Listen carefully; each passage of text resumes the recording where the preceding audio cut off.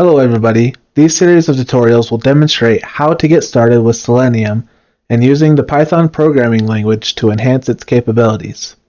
This video will show how to install Selenium IDE and getting started on how to use it. Let's get started with installing Selenium IDE. Since Selenium IDE is an add-on within Firefox, we will be using Firefox throughout this tutorial. If you haven't installed it already, pause this video and go install it now. The Firefox download link will be in the description below if needed. Open your Firefox web browser and search for Selenium HQ, or select the link in the description box below. Select seleniumhq.org and click Download Selenium. Scroll down until you see Selenium IDE and select from addons.mozilla.org. Here you'll find the Selenium IDE add-on and add it to Firefox. Install it and restart your browser.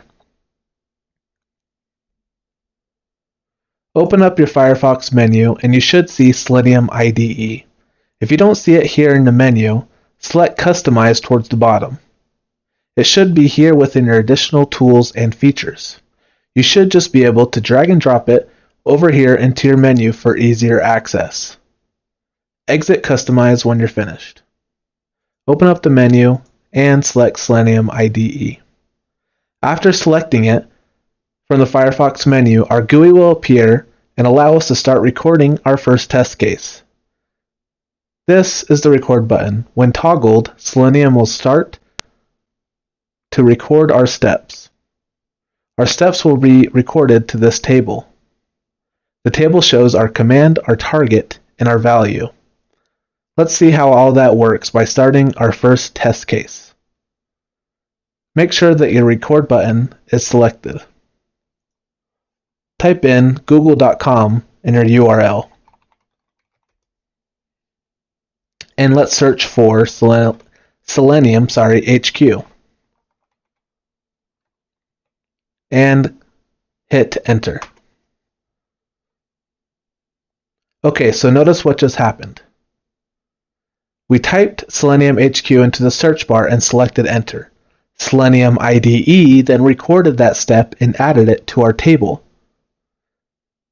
The command is type because we typed something. The value is Selenium HQ because that's the value that we gave it.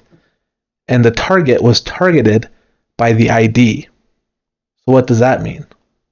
If you go to the Google search bar and select and right-click it and click Inspect Element, you'll see here in the HTML that the ID of the search bar is LST-IB. And that's exactly what Selenium recorded for us.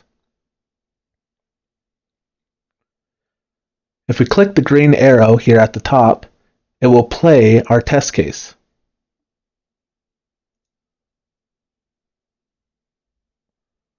Okay, so we clicked the green arrow, it played our test case, and the test case passed. Here at the bottom, you can see that it executed it. It opened the browser, it opened it up and went to google.com, and it typed in Selenium HQ into the Google search bar.